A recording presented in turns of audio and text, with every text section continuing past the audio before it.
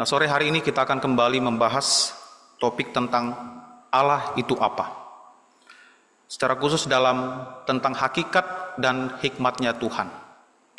Nah, kalau kita berbicara tentang topik tentang Tuhan, tentu ini adalah sebuah topik yang sangat amat luas. Dan saya pribadi percaya bahwa selama kita berada di dunia ini, sampai kapanpun kita tidak akan pernah bisa memahami Tuhan secara utuh. Karena Dia begitu besar, begitu maha mulia, dan kita adalah manusia yang fana, manusia yang berdosa. Seorang pendeta bernama Charles Spurgeon, pengkhotbah yang dipakai Tuhan dengan luar biasa, membuat sebuah pernyataan. Dia mengatakan, manusia yang mencoba mempelajari Tuhan itu sama seperti seekor lalat yang mencoba meminum seluruh samudera yang ada di lautan.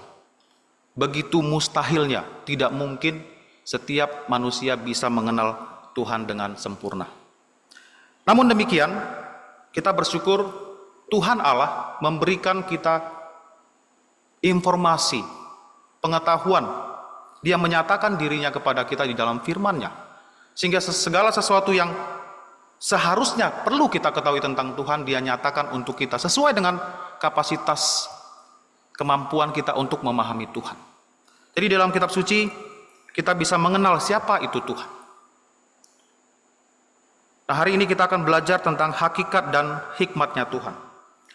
Bapak Ibu mungkin pernah mendengar pertanyaan seperti demikian. Alam semesta dan segala isinya itu diciptakan oleh Tuhan.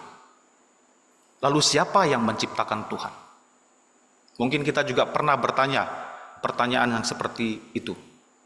Nah, pada dasarnya pertanyaan ini adalah pertanyaan yang salah. Pertanyaan yang keliru. Karena dalam pertanyaan itu sendiri kita sudah menggambarkan Tuhan sebagai pribadi yang diciptakan. Karena Tuhan tidak diciptakan. Jadi sampai kapanpun pertanyaan itu tidak akan pernah bisa dijawab. Karena pertanyaan itu sendiri sudah salah. Sama halnya seperti pertanyaan kita bisa tanyakan kepada orang, kapan ayam jantan dapat bertelur? Ayam jantan tidak akan pernah bertelur. Pertanyaan itu pun tidak akan pernah bisa dijawab. Karena pertanyaannya sudah salah. Lalu kita mungkin bertanya, kalau begitu sejak kapan Tuhan ada? Sejak kapan keberadaan Tuhan itu ada? Dan ini juga pertanyaan yang keliru. Karena kalau kita menjawab sejak kapan, berarti ada titik waktu di mana Tuhan ada dan di mana titik Tuhan tidak ada. Jadi pertanyaan yang tepat, seperti tema kita di bulan ini adalah Allah itu apa? Atau Allah itu siapa? Itu adalah pertanyaan yang tepat untuk kita tanyakan. Nah, kita akan berbicara tentang hakikatnya Tuhan. Yang pertama-tama, minggu lalu Bapak Pendeta sudah menjelaskan bahwa Allah itu adalah roh. Roh yang tidak terbatas, kekal, dan tidak berubah. Dia adalah pribadi independen yang tidak dibatasi oleh ruang, waktu, dan tempat. Karena Dia adalah Allah yang maha kuasa, dan Dia juga adalah pribadi yang tidak diciptakan oleh apapun atau siapapun.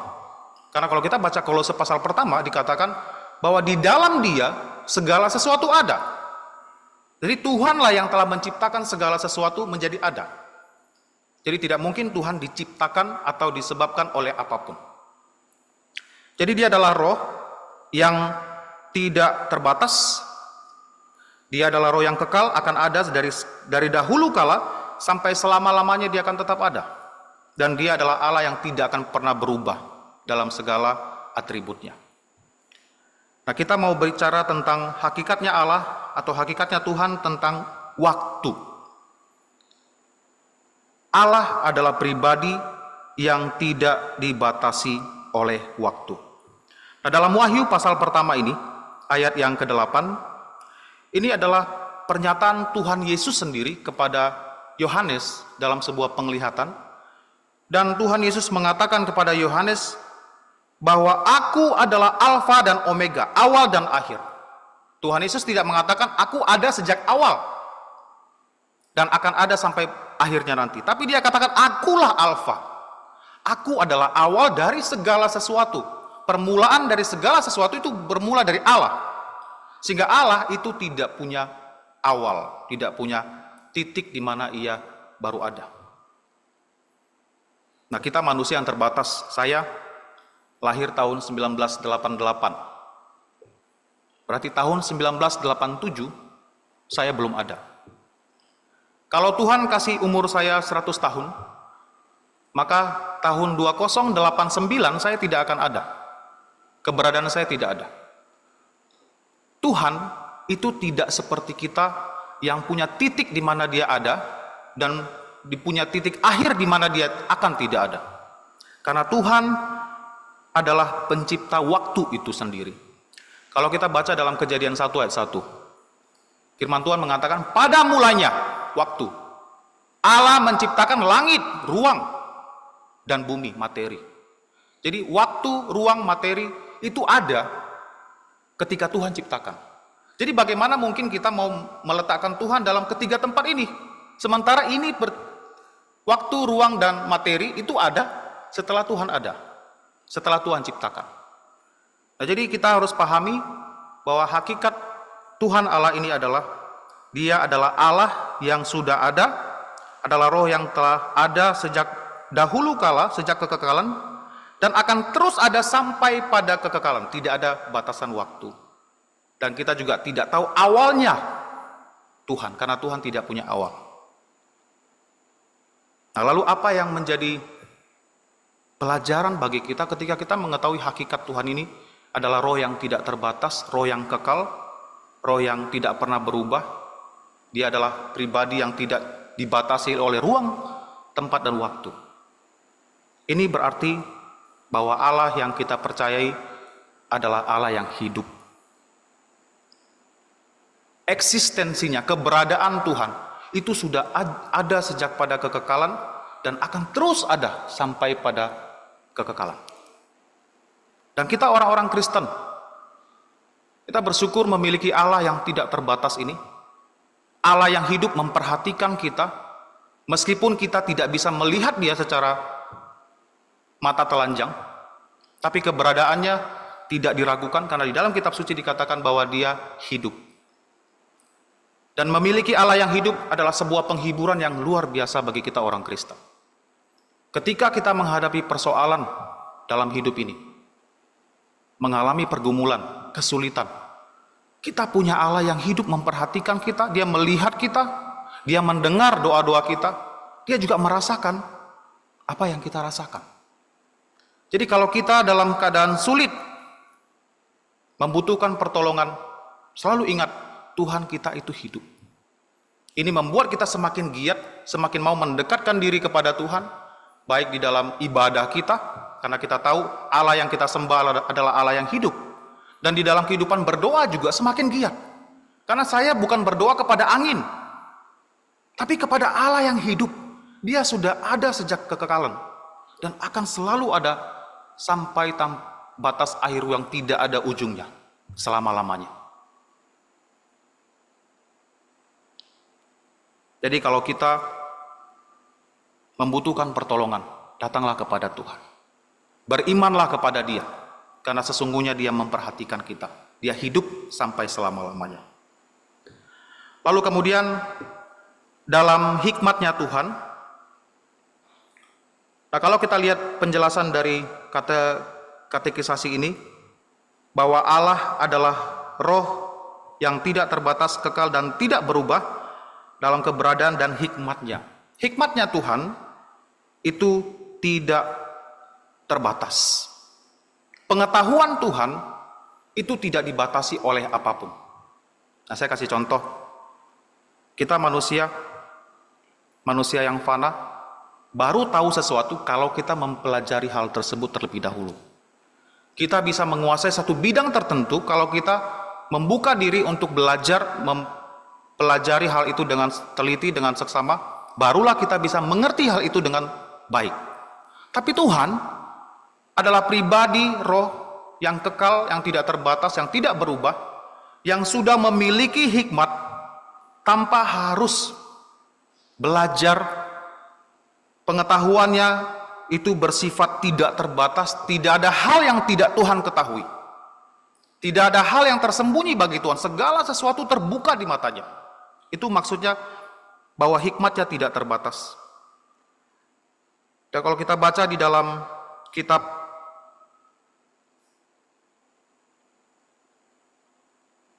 kita lihat di dalam kitab Mazmur 147 ayat yang kelima, dikatakan di sini, besarlah Tuhan kita dan berlimpah kekuatan, kebijaksanaannya tidak terhingga, kebijaksanaannya tak terhingga, tidak terbatas.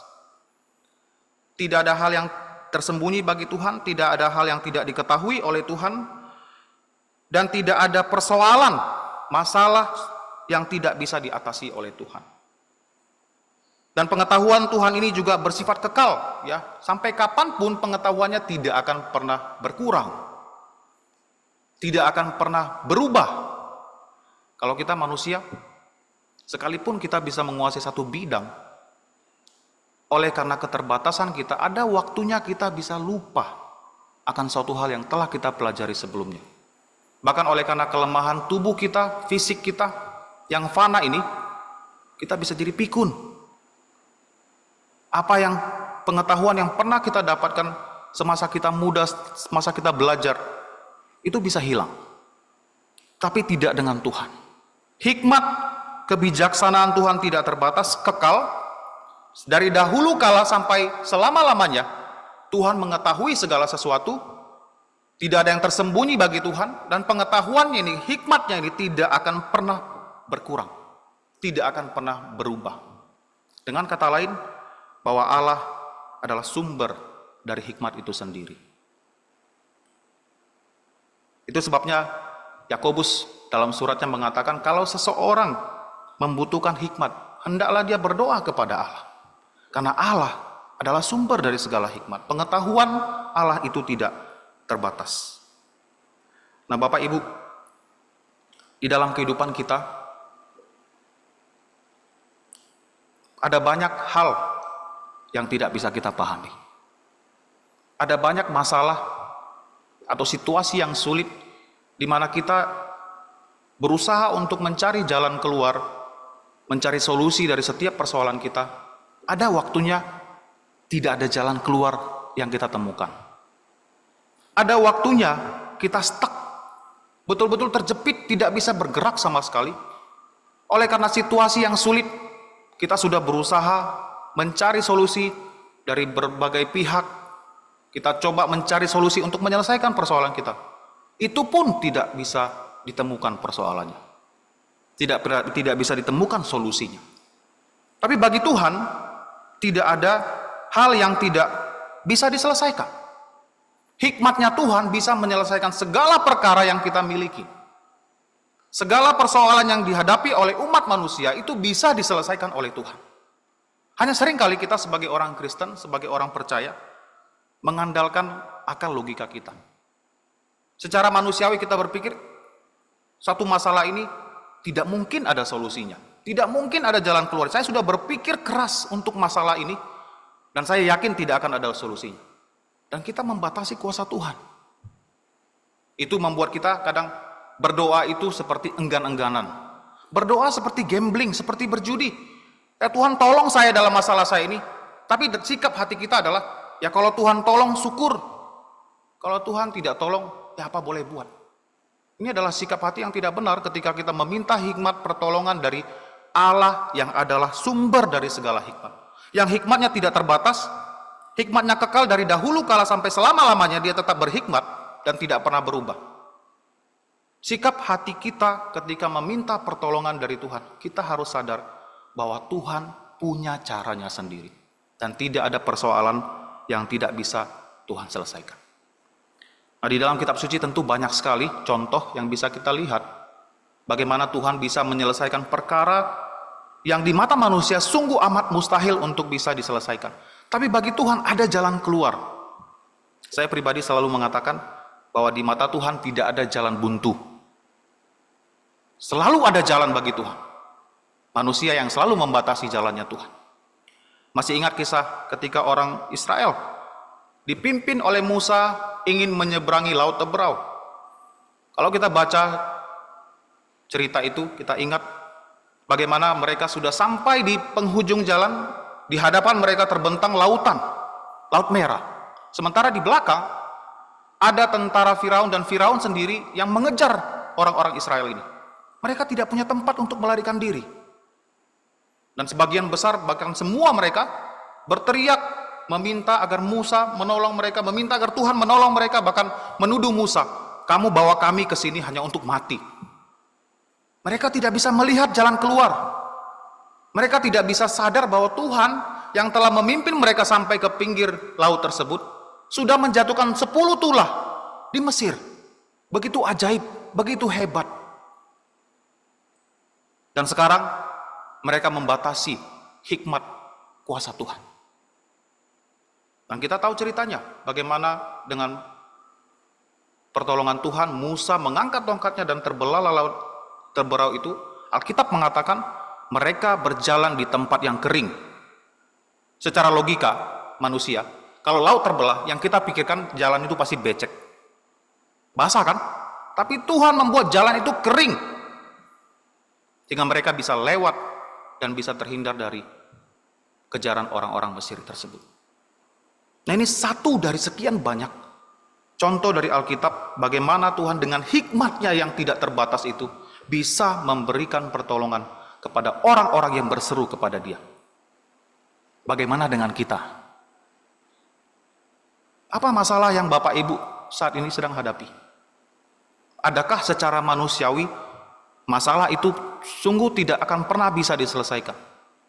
Lalu bagaimana dengan Tuhan? Masihkah kita berpikir Tuhan pun mungkin tak bisa membantu saya dalam hal ini? Tuhan bisa memberikan solusi karena Dia adalah sumber dari hikmat itu sendiri. Jadi mari kita datang kepada Tuhan di dalam doa, memohon pertolongan dari Tuhan dengan sebuah pengetahuan yang jelas, yang jernih. Tuhan sanggup menolong saya. Bagi Tuhan tidak ada yang mustahil. Nah, ini adalah sikap yang benar ketika berdoa. Tidak membatasi kuasa Tuhan, tidak berdoa seolah-olah sedang berjudi, kalau dikabulkan syukur, gak dikabulkan ya sudah, apa boleh buat. Tidak seperti itu.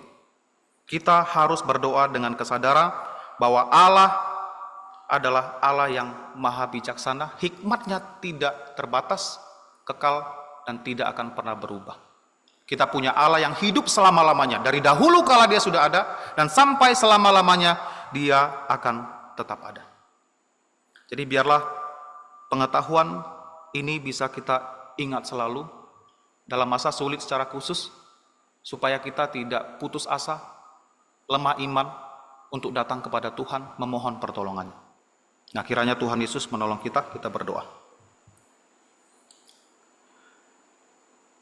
Bapa Sorgawi, kami sungguh bersyukur memiliki Allah seperti Engkau, Allah yang tidak terbatas, Allah yang kekal, dan Allah yang tidak akan pernah berubah.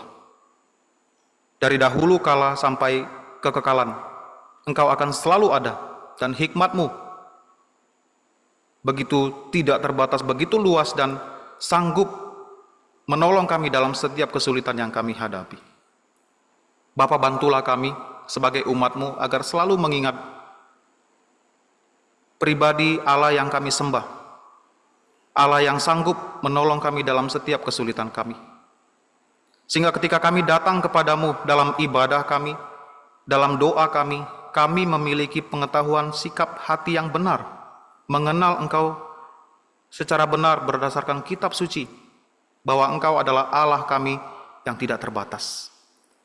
Bapa, bantulah kami juga apabila ada persoalan, pergumulan hidup, kesulitan yang saat ini sedang kami alami. Biarlah kami dengan sungguh-sungguh, dengan penuh iman datang kepadamu, memohon untuk setiap pertolongan Tuhan dalam setiap permasalahan yang kami hadapi. Dan biarlah kami bisa mendapatkan pertolongan-Mu pada waktunya, sehingga iman kami sekalian bisa semakin dikuatkan dan diteguhkan di dalam Tuhan. Ampuni kami Bapa jika selama ini kami memiliki sikap hati yang tidak benar ketika kami datang mendekat kepadamu. Di dalam nama Tuhan Yesus Kristus kami berdoa dan bersyukur. Amin.